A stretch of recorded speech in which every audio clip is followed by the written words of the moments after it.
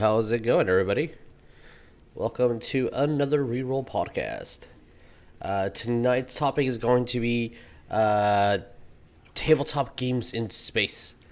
We just did our first episode of our Star Wars game, so kind of inspired this podcast. We do have Dickie here, so it's gonna be us bros talking it out. Dynamic duo. The dynamic duo. Dickie, you have a special thing that you just wrote that is in the sci-fi category. I do. I just published a book. It's called Survivors of the Mutant Dawn. It mostly deals with post-apocalyptic, has a little tiny alien touch to it, and future stories will kind of go in and out of that. But yeah, it's out. Kindle is $2.99, paperback's $10.99. You go to Amazon and it is there. Yeah. So far, everybody that's read it, I have to go autograph a book this Friday because one of the people I used to work with just finished reading it and was very thrilled about it. So I have not gotten anything negative yet, other than there was a few mistakes in there, but those mistakes have been corrected. There you go. That's awesome. That's cool. I like that. You're getting your autographs done. That's so cool. Yeah, and I'm working on my second book right now, which is already written. Just got to put it together. Nice. So the topic of conversation is going to be tabletop games in space. But before we get to that, I guess my pre-use. Let's check in on you guys. Yesterday was Captain America's birthday. Yes, July 4th. all of them. Yeah, all the caps. Did you do anything special, Vic? I'm sorry, Vic. Not really. Dickie? No? Okay. Nope. No. Basically, just kicked back and relaxed. All right. You weren't That's about it. fighting against the colonizers or anything? Nope. We had No insurgents. No, sir. Yeah. We had a small little get together that well, it's illegal to have fireworks in my area because it's called the Woodlands. You might guess why you cannot have fireworks, but every single time I went outside, the neighbors out in the woods, shit was being blown up. I think everything's pretty well drenched by now. Yeah. All the rain we've been getting. Yeah. Which is why a lot of the people for the podcast just couldn't make, because it's crazy out there. It's thunderstorming for at least, I would say, the past 2 months. It's been nonstop rain. I was quite surprised that the allocated time that we set up for the get together, the rain stopped. So I was expecting to mop the entire floor. It was going to be dirty all the time, but no. Yeah, so it was a pretty cool get together. We had some tarot card readings. We had a conga line, a lot of club music, and some tuna salad that was brought to the party, and that's all anyone ate. A true American dish. Yeah, the tuna salad, the true American dish. Yeah. But okay, so going on with the games that we have, just in case you guys are new, we do play quite a bit of RPG games. On Sundays, we have our Village of Vigilantes, which Dickie here DMs for the classic throwbacks. It's a superhero type game. We just had our first session. Session 2 is going to be this Sunday. We on Mondays, we alternating with this podcast, we have Rise of Team Matt, which Vic DMs, and it's going along very not borderline. What's the correct word? Loosely. It's loosely based on the module, but the players dictate a lot of what's been happening. On Wednesdays, we have our weekly Arthurian game, which is a D&D game based in the 5th century. And Fridays, which is the inspiration for this topic, is our Star Wars game, which, D&D in space. If you go to sw5e.com, it's an amazing website, which translates the Star Wars universe into 5th edition D&D, which is the only system that I feel comfortable with DMing at the moment. And the first episode was last Friday. Episode 2 is going to be this Friday, which a lot of you guys on Patreon are dictating how we're going to proceed with those games. Here is a list of some of the... Because I'm not a huge fan of sci-fi. I'm pretty... I guess, hence me sticking to D&D. I stick with medieval fantasy for whatever reason. But here's a list of some of the most popular, at least from what I found, tabletop RPGs that are dealing with the futuristic odysseys and space travel, etc. So there's Stars Without Numbers, which I've never heard of, it's apparently rated the best. There's Traveler. There's Savage World, which when I used to work at a comic book store, we had quite a bit of Savage Worlds. I thought Savage World was a Western game, and I thought it was Savage World. Post-apocalyptic one too sounded like. Oh yeah, so which I guess as long as it's post-apocalyptic in a different planet, it categorizes as could be sci-fi. Yeah. There's Star Wars: Age of Empire, which I played Star Wars Saga, which is the version before Age of Empires, and it was pretty fun. They at least from how the DM played it, it focused a lot on cover and combat and just tacticians. There's Paranoia, there's Eclipse Phase, and there's Shadowrun, which I actually do have the Shadowrun book, and if I ever did anything before, it was just such an easy translation to 5th edition. If I ever needed to learn a new system and it needed to be futuristic, I'd probably go to Shadowrun, because if I'm understanding correctly, Shadowrun's just goes from a D&D styled world with different races and species just moving to the future. So at least that's how it was explained to me. It's take your current D&D campaign and then fast forward a couple thousand years, and we've gone through bronze, we've got through the Industrial Revolution, we've got into the computer era, and now we're going into space era. Okay, that's pretty cool. Other than this, well, that's a lie. Sorry, I want to say 4 Star Wars games that I played with Saga, that, and then last Friday's. That is my entire experience with doing games that are futuristic. You're doing a DM, you're DMing it too. Yeah, which is a totally new experience for you too. Yeah, it really is. I have no idea what I'm doing, which is the best part. But hey, Dickie, have you played any space games in the past? I've ran some space games. I have one that's an old TRS or TSR. I can't remember which one. Teacher Retirement. No, TSR. There we go. Yeah. The old one, not the new one. Gotcha. Star Frontiers, which deals with it's kind of like D&D in space, and has the same type of rules like that. And you have it started off. You had 4 races, really 5 if you count the bad guy, and it progressed. And I've been collecting stuff on the internet and stuff like that. So it's improved as far as the number of races and everything. Has a few modules. I'm kind of running one right now on my Facebook Star Frontiers page. And I originally got some people all involved, and they started playing it, and one by one they started dropping off. So I said, well, screw it. I'm going to keep the adventure going and just roll the dice and see what happens to people and stuff like that. And people actually are following and enjoying it. So I said, okay. So, there's one guy he does play, and he lives out in League City. Oh, okay. And when I first came up with this idea, he hit me up, says, you know what? I always wanted to play Star Frontiers when I was 12 years old, never got a chance. So now he's getting a chance to play it. I just wish I could, keep up with it as fast as, as much as I possibly can. But you know what it is when you're trying to run 10,000 different things at the same time. Something's going to have to suffer a little bit. Yeah. But I have run some Star Frontier games. And, the only games I've actually played are D&D and SW5E. That's it. I've never played anything else other than those role-playing games. Okay. Yeah, yes.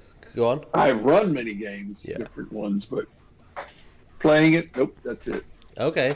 Me and Vic were actually talking about before we played our the Tiamat game, like before we went live and it was just a couple of us there, we were like, man, the Visions of Vigilantes game, like you had a grin the entire time, like you were in your element, you were just like having like the best time of your life. I'm like, that's fucking awesome.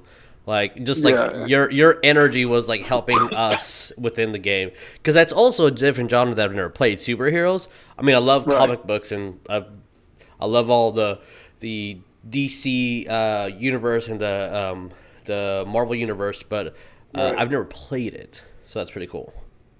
Yeah, TSR also did a Marvel superhero game too. Oh, well, that's cool. So that's an oldie but goodie, and somehow certain website is down, and nobody can seem to know why it's down. But it's gone and come back before, so we got to wait and see what's going to happen with that. Gotcha. Um, I think I know what's I'll happening, tell you but I'll talk later. what's interesting about the game that we are playing, and that I noticed real quick, that D&D players have a hard time adapting to other games, because you're superheroes and this and that, and you're leaving the body count laying around a little bit on that situation. But the thing is, the beauty of it is, it works because Vic's character motivation is carnage and Yeah. destruction. So that works out there. Your character is new to this world and doesn't know anything and Yeah. doesn't know right from wrong. So Yes. it's learning as it goes along too. Yeah. And you'll find out in the next episode, depends how far we go, that there could be an oopsie somewhere down the line. Gotcha. So Yeah, we'll see. I was thinking that because it's like I understand Vic's motivation for their character, but Jess is like I have no idea anything about it, and I kind of made it like a very big subtle like I'm going to kill someone. If you want to stop me, you really can and should. Nope, nobody cares. Right. Like, all right. Yep. I like my brain immediately went to like DM mode of like, oh, okay, the world looks at you as villains now. Okay, that's what's happening. At the Yeah. same time, it could be, what's it called? There is a section of the X-Men that the X-Men don't talk about, and from the very like few things that I read was like Scott Summers, he pretty much looks at Wolverine's like, hey, it's time for the Dark Force to come out, turns Right. his back and just leaves the room, and it's like, all right, it's Gambit, Wolverine, Angel, and Psylocke, let's go kill something. Like, Oh Lord. yeah, so it's like, so I maybe the world functions like that, where like the government's like, let's turn our backs because we need to kill Thanos. We're not going to, whatever you guys do, just kill. Like this is the lesser of two evils type of situation. Right. But who knows? Yeah, I mean, I think you're very right. On it's hard for me to wrap my head around it, and I think is for Well, that's why this first one, your first adventures, is not really the part of the story you're supposed to hit. This is just a little warm up thing to get. First of all, you guys got to get used to your character. Yeah. What you can and can't do. Vic was having hard struggling because I think either because the communication was always going on. Yeah, and off. that's also an issue. That kind of threw him off a little bit. But a lot of it is that you really don't know what you can and can't do because you really are not familiar with the powers that you got. As time went along, you started figuring out your gravity wells. Jess started figuring out the honeysuckle vines. Yeah. And Vic started figuring out paralysis ray. And after that, I was able to go back and read up on some things to kind of brushing up so I can figure out how I can incorporate this in the game. And I found a whole bunch of stuff that I wasn't using that you guys can use. So I included all that onto your sheets. Yeah, And gotcha. and that way you can, improve and then understand your character even more.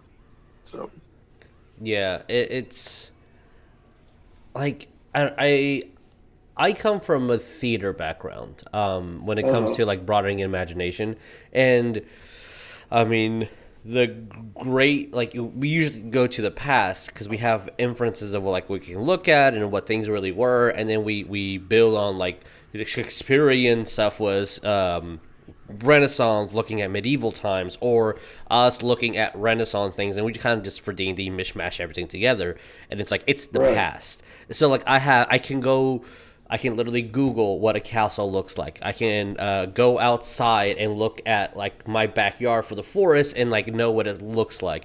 I've other than that 1 week we had here in Texas, I've never experienced snow, but it's not hard to like Google what snow is like. And Right. when to be honest, which I'm kind of glad Vic nor Jeremiah are here because this is going to be the biggest controversy within our group. Is when I grew up, I actually didn't like Star Wars.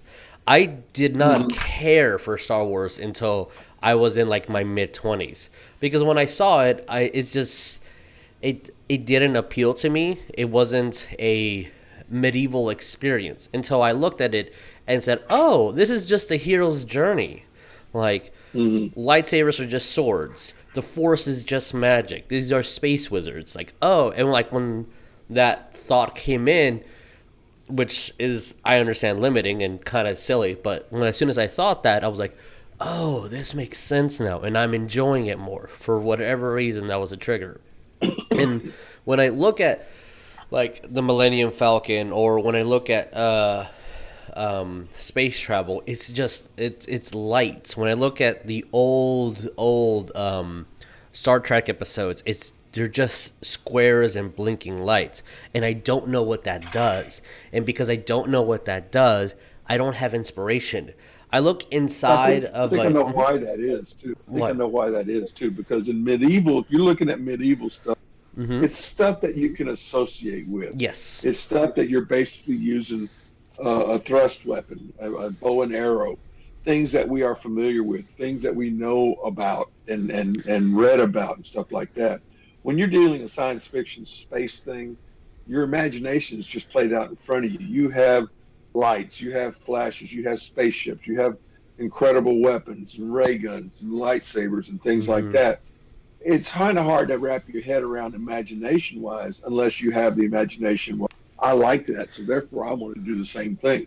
Yeah. But if you don't associate to it or don't feel related to it, it's kind of hard to really get into.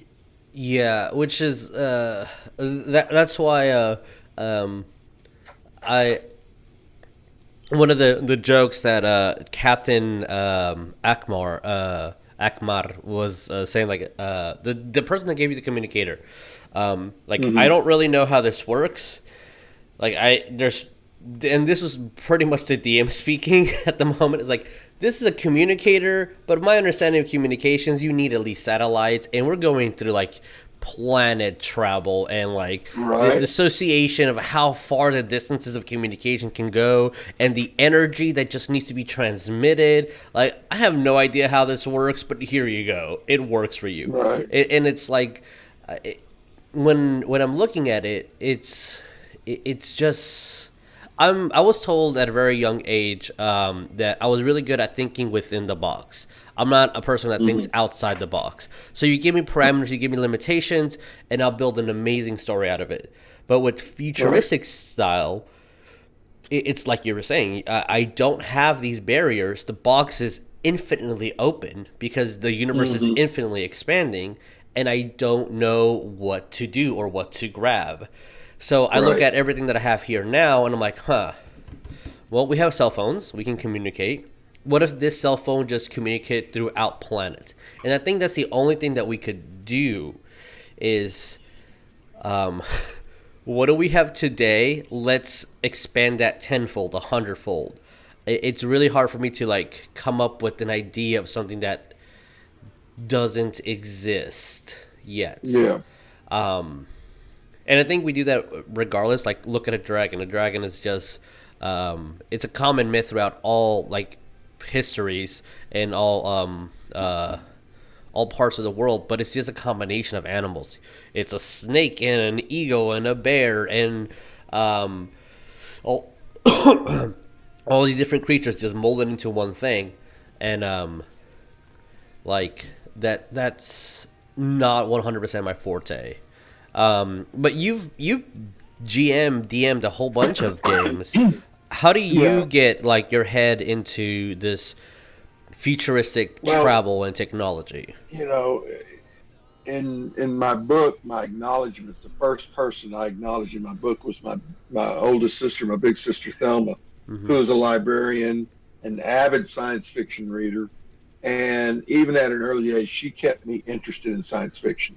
Hmm. She kept me just, like, telling me all about it, and I'd be like, "Oh, wow, that's really cool," and stuff like that. And I'd watch it, and then, when before there were DVDs, she would tape Stargate and stuff like that, and uh, I'd have all these episodes on VHS. So I'd just sit there teaching when I have my off period. I'd just pop one in the machine and grade papers and watch TV at the same time. So it was easy for me because I was growing up with it. Yeah. And then, as I was going through, kind of growing up, it to me it kind of had to have a story. They made these cheesy, easy sci-fi movies that were just, booms and bangs and zaps, and that was it. There really wasn't no story, really Hmm. was no character development. And I was always interested in, I like D&D role playing game. It's storytelling, and you got to have some story to talk about. And a lot of that is character development. Characters have to go through things. Which I think that's why Star Trek was praised so much because Oh yeah. it did have that, and It, um, and in a sense, mhm, Stargate was kind of the same thing as Star Trek. Star Trek was kind of a western in space, mhm, you know, and it was having different adventures, and a lot of the adventures had kind of a double-sided meaning because that was kind of in the late '60s when we were being aware of a lot of things of racism and war and peace and all this stuff, yeah, and Stargate kind of picked up on some things that they really never touched on in sci-fi genre, and it made the story more interesting. The movie came out first that really caught everybody's attention, yeah. and that was it got my attention big time. I love that movie so much because of the thought and the possibility of traveling to different planets through a ring, and it it basically covered areas that you don't think about, like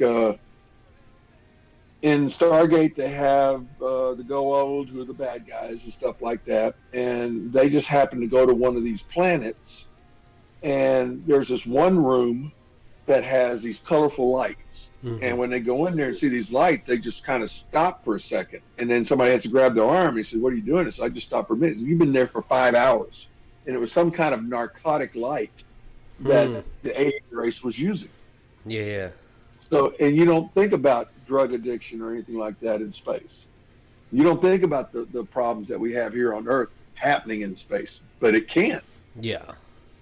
So Which I it just think, kind of opens up a whole bunch of stuff. yeah. Once you can have the audience relate to it, which is some of like the bigger um moments. I think like in some of the movies that I like throughout every single genre is just like them sitting down doing something relatable. Um, Mm-hmm. it's just Yes. those are the things where you're like those quiet moments where you can like role play and like exchange ideas or conversation like those. That's and I guess because my mind was so set on, well, I can't relate to this. All it is beeps and boops and like little lights Right. and like it was always super unattractive to me when I saw like the Millennium Falcon like hit light speed. Like all it is just lights moving like sideways. Like Yeah. that's boring. Where's the scenery? Where's the like them walking through the field like and you see the forests in the background or whatnot. Yeah. But then again, now for the past couple of years, my obsession has been when I look at scenery, like just looking at galaxies and stars and like different shapes and colors. I'm like, that's really pretty, and it's just as a kid, I never related to it, but it's really cool and amazing and fascinating. Mm.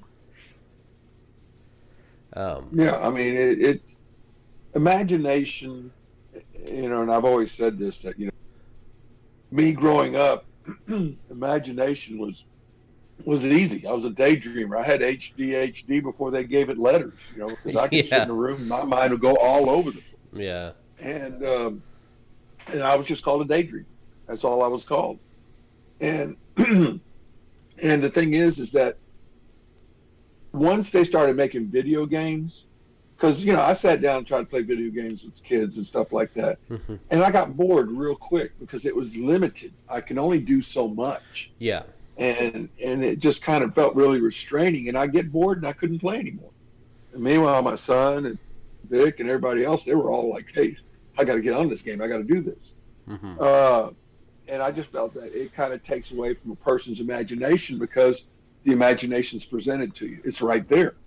You don't have to think about it anything. All you have to do is look at the screen. yeah, And it wasn't until I started getting into playing D&D, and I played at a very late age. I was probably about 25 years old getting into it for the first time. And I was just blown away how the options that I had, so many things that I can do with it. And it just enticed me to get into it more. So, you know, to each their own, whatever stymies their imagination or whatever entices their imagination is basically what they're going to have to go after. yeah. I agree. Like I can play Super Mario or Tetris and all these games, and like I'll get involved. It'll be fun, but I don't lose myself. It wasn't Mm-hmm. until like the Zelda games that it was again going into medieval, which is something that I at least the aesthetic is easy for me to understand and gravitate to. It was, where do you want to go? You Mm-hmm. enter this building, you're limited to what's in there, like, Yep. physically, but what do you want to do? Who do you want to fight? Who do you want to avoid? What rooms do you want to go? What puzzles do you want to solve? And the newest expansion, because those games it was at least railroaded, so like you do A, B, C, D, and then you go fight the boss. Like you Right. have to do these things. But in the newest ones, which I'm loving the concept of, like you wake up, you're like, oh, level one adventurer, here's your sword and here's your shield, right? And then if you want to, you can literally walk right up to the big baddie of the game and just fight them. Like you Yep. don't have to do any of the things that are in the game. um, like you can just literally go explore. If you can see it, you can explore it. You can go inside. Oh, that's a mountain, let's blow it up. Oh, these are Yeah. wild horses, I want to tame one of them. Like you can just do anything in that game, which is, I'm sure anything is an exaggeration. It still has some limitations because it's hardware, but I'm enjoying where that's going. Right. And yeah, like my brain is always stuck onto like, what do I do for for these fantasy things? But once it boils down to like an adventure that I would be able to do, let's just amp up the technology a bit, and it's not on Earth, it's on a different planet. I think that makes it easier for me, Right. because like I am not an avid reader. Most of the books that I have read were because of school. So like my entire library is filled with just philosophy books. Right. It's not really expanding my imagination, which is not the best thing for a DM. I do like listening to stories, but then it Mm-hmm. gravitates to horror, which is not sci-fi. Um, Right. But and it's still fantasy. It's still, yeah, it's still it's not reality. yeah, it's still stretching those imagination muscles. And it's like when I Right. can, at least for me, when I'm writing these things down, it really helped to say, where do you guys want to go? Like, you guys voted for a casino, we're going to a casino. Which, okay, now I've been to Vegas, so what are my experiences in Vegas? Okay, so gambling, let's ump the gambling to a more futuristic version of what's been happening.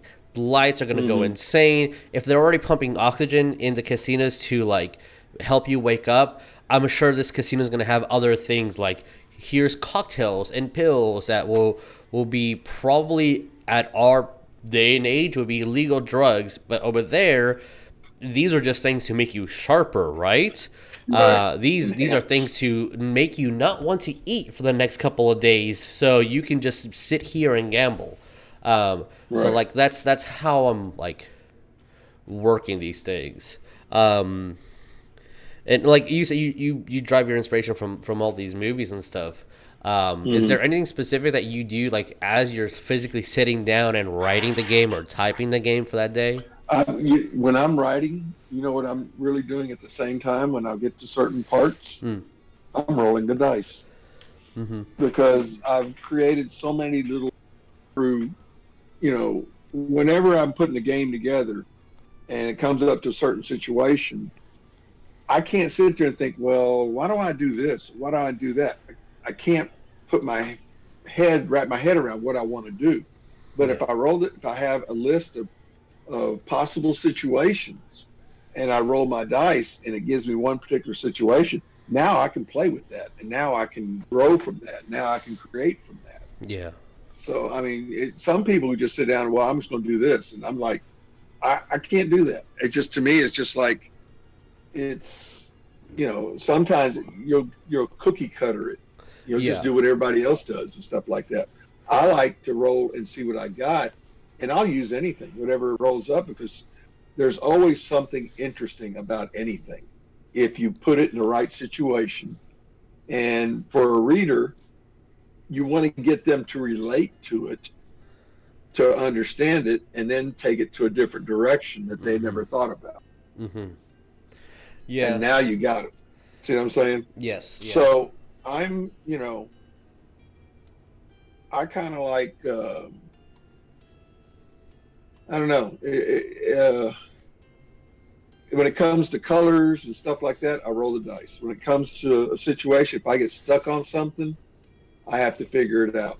Since Gamma World is basically the tool that I use to put these books together, the stories together, I have to change a lot of things to get out of copyright violations. Yeah. So a lot of the mutated animals and stuff like that, Mm-hmm. I basically take their basic part that they are, but I roll a different type of species, maybe one or two species combined, maybe three species combined, maybe just one, and it's just something different. And then I just kind of think about it. Okay, how can I create something that uh, it's kind of like this. It's when I played the game with the kids. God knows when back then. Their first encounter was on a camping. They camped for the first night, Mm-hmm. and they had these things in Gamma World. They're called Soul Besh, and they're basically giant wingless mosquitoes that can turn invisible and that drink your blood. Yeah. Okay, so I had to come up with something that does kind of similar stuff, but something different. So I rolled some dice, and I came up with a weasel type body with a very strong upper torso with claws and a long little snouty uh, uh, what do you call that? Appendage, a trunk Mm-hmm. that had little vampire fangs on the end, and that they can, and they crawl underground instead of being invisible. They are invisible too, but they crawl underground and they Yeah. come up from the ground. So, and then you just make it, and then it takes a life of its own. Then you just take it any way you want. So that's how I basically do. When I start writing these stories, a lot of times the words are running out of my hands before going through my head. So, Yeah. That's. I have. I tend I mean, to. Yes. What's up? and you Mm-hmm. have a lot of notes and a lot of stories of your games. You could write a book. You just have to figure out how you want to make it unique. Yeah. I've thought of that. I think that I would. I'm going to give it a try. I'm gonna with the Age of Maya game that we're gonna play later on. Yeah. Probably my guesstimation is that it'll probably be the latest part of the year, and if it's during holiday times, then we're just gonna like push it into like the new year. Whatever I write for that game, I'm going to really like keep every note that I can because I kind of want to make a module out of it. and Right. see if that succeeds. And if more and more modules get sold and people like what I'm doing, then I'll like put my foot in the water to do a book. Yeah. But I want, You yeah. know what? A lot of people don't like writing books because they're afraid of failure. Yeah, They don't want to do it because they're afraid they'll fail. Well, I mean, failure is a part of life. You it's learn about true. failure when you learn how to test gravity. You learn about failure when you learn how to test fire. That's true. You know, we all learn, and we learn through failure. Failure is the greatest teacher in the world, I agree and with that. you have to try in order to understand what your capabilities and what your limits are. Because Yeah. if you don't, then you'll never know. I agree with that. I know that I since English is my second language and I have dyslexia, Hmm. the writing aspect of it is probably going to be like the most challenging part. Um, Definitely going to have like multiple editors Well, just read through my mess. then you got one right here, and then also don't Yeah. forget you got spell check.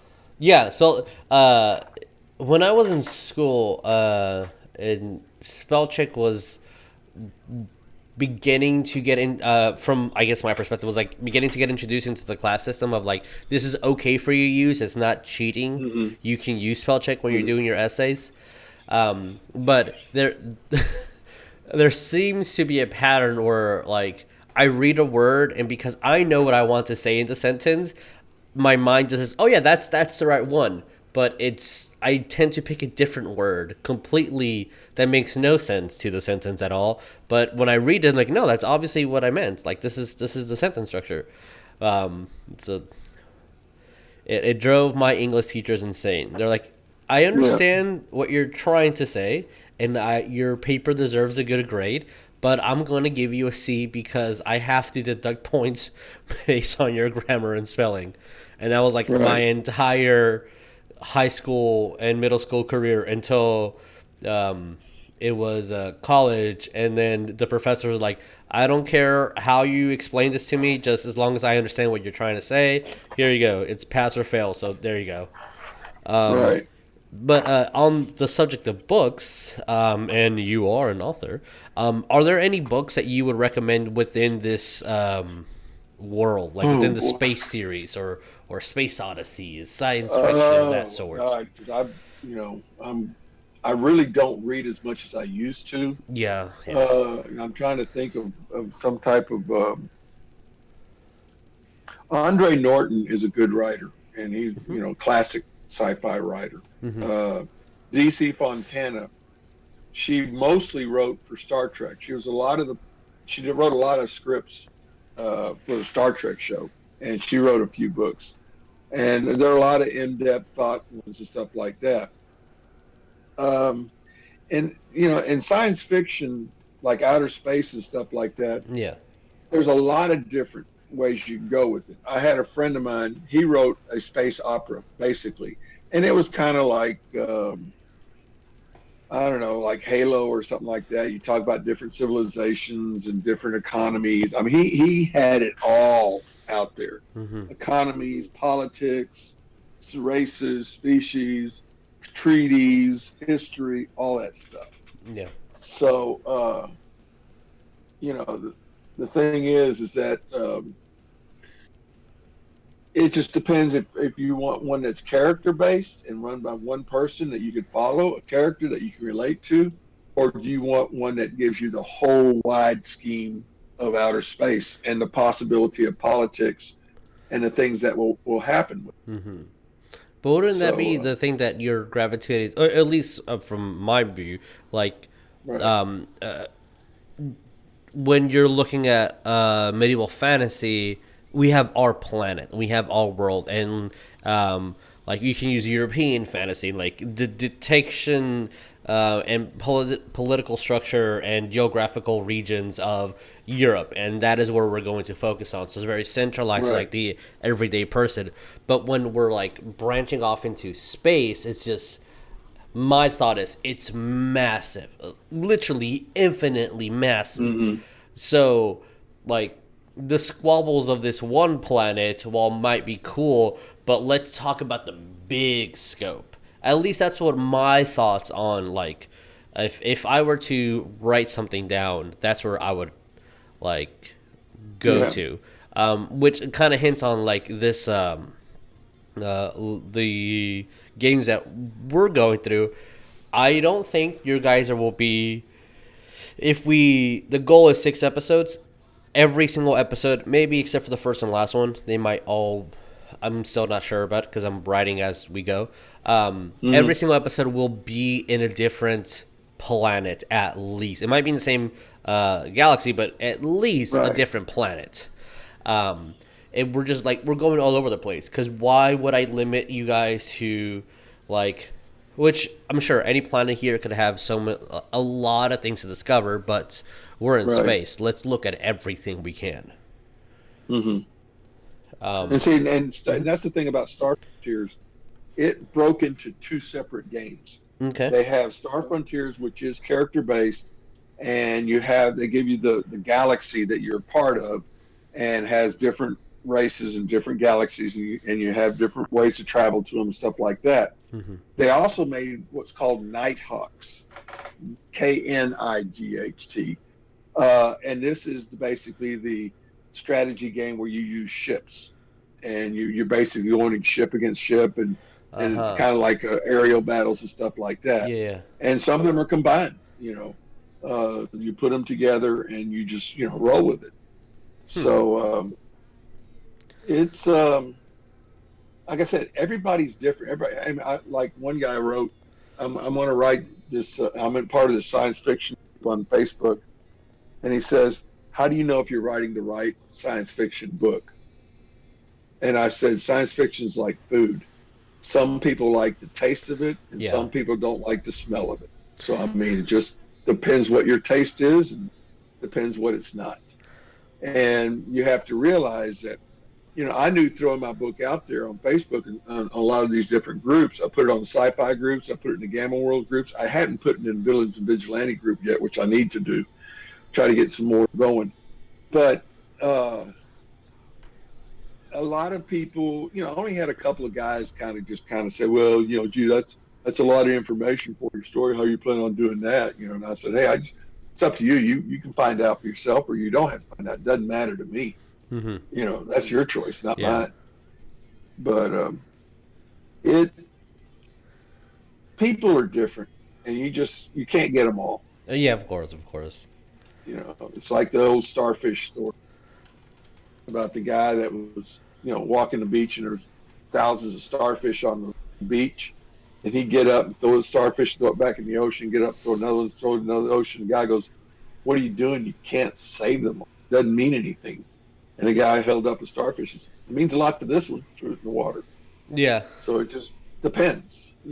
Are you going to find the lucky starfish, or you're just going to be like, "Oh well, I just give up because there's too many of them, too many things out there." Yeah.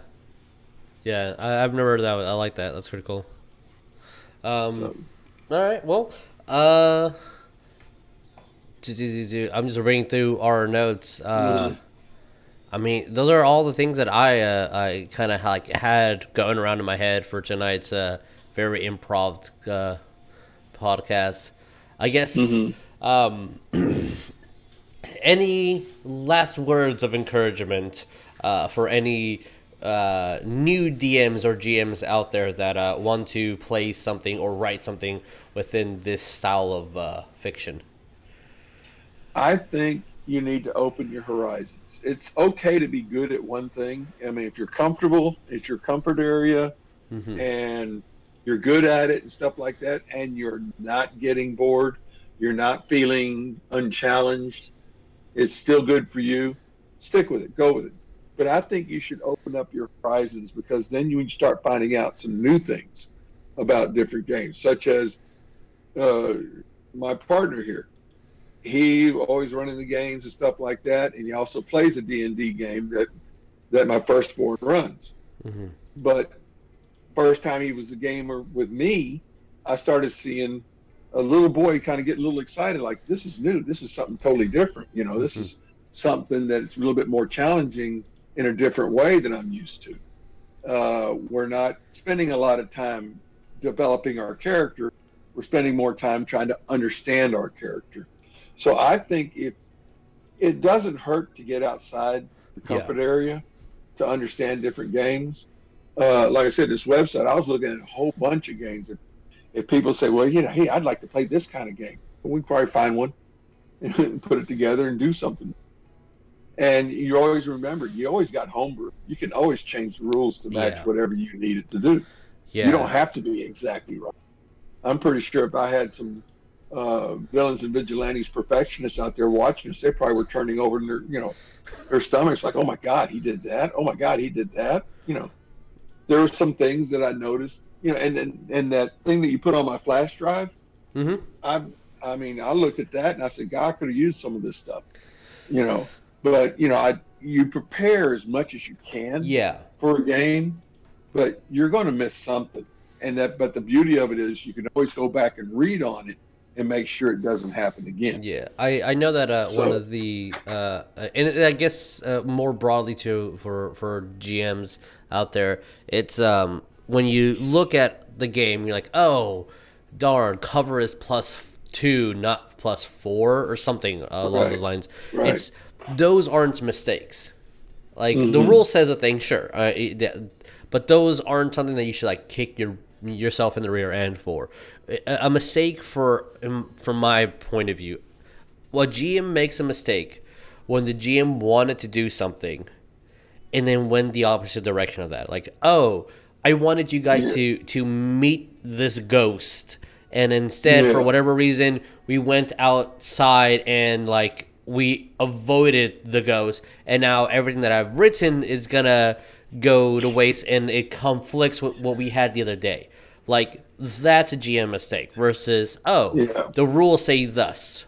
Yeah, and like the players will dictate where we go, obviously. And the game master can also entice them to go back in. You can say that there's a noise in there. There's a light shining through. There's something that grabs your attention. You can always get them back in there. That's not hard. And you guys didn't even realize I was making mistakes on the cabins. I had the cabins all written down, who's in it, what's going on. And, there was a couple of cabins I got confused, and I put the wrong person in the wrong cabin.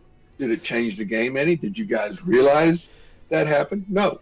We just kept rolling with it, and it worked. It worked. Because we're all working together to tell the story. So it's just whatever the story needs at the time, that's what we're going to get. Yeah. Yeah. So that was the beauty part of everything is that, you guys, to me, it was a thrill running that game because seeing you guys play something you never played before. Yeah. That you never even thought about before. And now this is a game where, you don't have to worry about, castles and dungeons and who to trust and who's around the corner and stuff like that. You were on a mission to kind of find, a revenge mission, which may be continuous. It may not be finished next time. It might keep going, and on and on and on. Yeah. And my plan is to get you through this small part adventure, then get you into the big adventure that I got. And then once we complete that, then the decision will be made, okay, do we play another game? Do we go a different direction? What do we want to do? And go from there. Yeah, I'm excited. That's I do like that that's how, like, for me, DMing is like I have a lot of things that I want to do, so let's try to jam it together into this campaign. It might take a year longer, which is different from yours, and it's just the beauty of it. For everyone who is out there who is the quote unquote forever DM, like if we can find somebody else to DM different games, like if you're stuck with D&D, but this person's stuck with Gamma World, or this other person's stuck with the Vampire the Masquerade, play all of them. Get inspiration from all these games. And I make one major recommendation: do not critique the game master. If they do something totally different from you, understand that's their style. Yeah. If you're focusing on how they're running the game, you're not focusing on how you're playing the game. Yep. And that's the whole point, is to have fun. Yep. If anything, I thought a game master, dungeon master like yourself, you were glad to be free of all the stuff you had to worry about to make sure the game keeps running. You just had to make sure you're in the game. Yeah, it's like, all right, what do I do? Does this work? Cool. Yeah. What happens next? Yeah, and you're starting to find out there is limitations to your powers. Yeah, and and you get 1 point back for every minute of rest that you can get, and you're going to need 42 minutes to get all those points back. Yeah, But it's you gonna be still bad. have some power left, and the situation you guys were left in, it's going to be a little interesting Yeah. and unexpected what's going to happen. So Yeah, as a we'll player, see. I can see like there's some ethical issues that's going on here. As the character, Mhm. I'm like, oh, where is the next mission? Right. So I'm very very excited to see what's gonna happen. But alrighty, y'all. I guess we're gonna end this here, and we'll see what the next topic will be for the next reroll. Believe Trent's next on the interview list. We'll see if he's available. If not, we'll have another improv conversation. But Okay. yeah, please be safe. Take care of one another. If you're in Texas, I'm sorry that it's raining everywhere. Don't worry. The rain is keeping us from bursting into flames in Oh August, God, but yes. unfortunately, it's creating mosquitoes big enough to carry us away. So don't worry about it. We'll have a different. We'll have an encounter no matter what. Let's just get your Yeah, dice no ready. matter what. This Yeah. is true. And now I got the encounter of people using up the last of their fireworks that didn't blow up last night. Oh my. Oh yeah. Now that those couple of seconds of no rain, let's blow some stuff up. But all right, Yep. guys, take care of each other. We'll see you next time. Adios. Peace out.